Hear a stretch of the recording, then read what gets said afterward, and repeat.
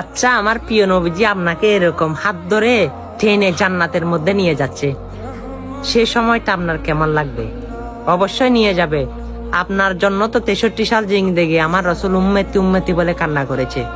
সে কঠিন হাসরের ময়দানে গিয়েও সবাই বলবে ইয়া নফসি নফসি, আমার নবী বলবে ইয়া উম্মতি উম্মতি, আপনার জন্য কান্না করবে। অবশ্যই কি করবেন? সে নবী যদি আপনাকে হাত টেনে যদি জান্নাতে নিয়ে যায়, সে আমলটা কি? অবশ্যই আমলটা শুনুন। আমলটা হচ্ছে হাদিস। আমার প্রিয় নবীজি বলে, যার শরীরে যাররা পরিমাণ শরীফা পরিমাণ ঈমান রয়েছে, সে কখনো জাহান্নামে প্রবেশ করবে না, আল্লাহর জান্নাতে প্রবেশ করবে। অবশ্যই সেটা কি করতে হবে? এই হাদিসটা সকল মানুষের কাছে জানিয়ে দিতে হবে, শেয়ার করে দিতে হবে। আর আপনার তো আমার মনে হয় জান্নাতের প্রয়োজন নাই। যার যার জান্নাতের প্রয়োজন নাই, সেই ভিডিওটা শেয়ার করার দরকার নাই।